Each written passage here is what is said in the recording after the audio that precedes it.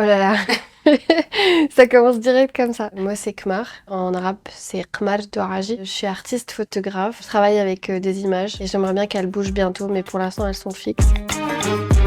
Je vis à Paris, j'ai 27 ans, je vis en Tunisie, je suis arrivée depuis 3 ans. Ce que j'aime le plus dans ma photo, c'est peut-être l'esthétique, un peu contre-esthétique, et des fois l'ambiguïté, parce qu'il y a beaucoup de gens qui regardent mes photos qui sont là genre, c'est quoi? Ça suscite quelque chose en fait. Parce que je fais des choses un peu, ouais, un peu tabou en Tunisie, je crois. Je shootais des personnes minoritaires, donc des personnes queer ou, je sais pas, des mecs à poil. À travers la photo, oui, je pense que je perpétue un héritage familial. Mon père prenait beaucoup de photos, enfin c'est lui un peu qui m'a mis dedans. Et mon grand-père aussi. Je me souviens que je disais tout le temps Daoud, Daoud, papa, ça veut dire retourne. En fait, tu vois, les caméscopes, tu peux retourner et je lui demandais tout le temps de me montrer ce qu'il filmait. Je pense que mon père, s'il n'y avait pas de loyer à payer, je pense qu'il aurait été un très très grand photographe.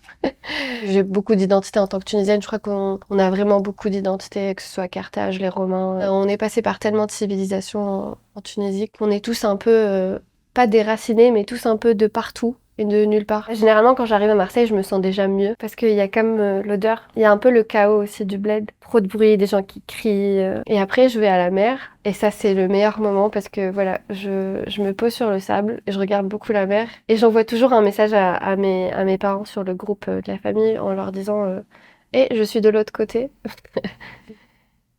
Et c'est un peu émouvant.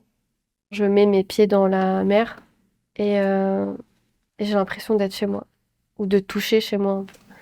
Je crois la Méditerranée, c'est chez moi. J'ai toujours pensé que c'était assez intimidant d'avoir un appareil, donc j'ai toujours essayé de rester dans la bienveillance avec les gens que je prenais en photo. C'est trop drôle, mais j'ai toujours trouvé que c'était un outil assez puissant parce que c'était un peu phallique, tu vois. Les messages que je compte transmettre, alors je suis sans papier, donc c'est important que je le précise. Et du coup, mes images, c'est un peu une sorte de vengeance de dire j'ai pas le droit de prendre ces photos, ni de les exposer, mais je le fais quand même. C'est juste une façon de dire qu'il faudrait abolir les frontières, faudrait abolir le visa, et faudrait une liberté de mobilité pour tous, pas juste culturelle, parce que les artistes, c'est cool, ils peuvent bouger. Enfin, tout le monde devrait avoir le droit de bouger, surtout après tout ce que on a pu faire à mon pays ou à d'autres pays. Je sais pas si j'essaye d'influencer les gens à ma culture tunisienne ou de... Enfin, je suis tunisienne, je fais des trucs de tunisien. Je sais pas ce que c'est.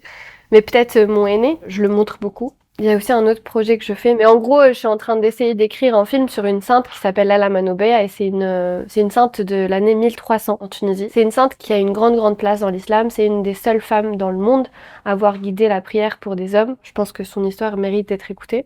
Parce qu'elle est sublime. Je pense que c'est important de rétablir la vérité sur ce que c'est l'islam. Et aujourd'hui, dans un climat islamophobe grandissant en France, j'aimerais bien parler d'islam. Je pense que moi, petite, serais hyper fière de ce que je suis devenue aujourd'hui. Je pense que j'ai su écouter mon cœur et guérir certaines de mes blessures. Enfin, je me sens safe aujourd'hui. Je pense que ouais, la petite moi serait fière de la grande moi.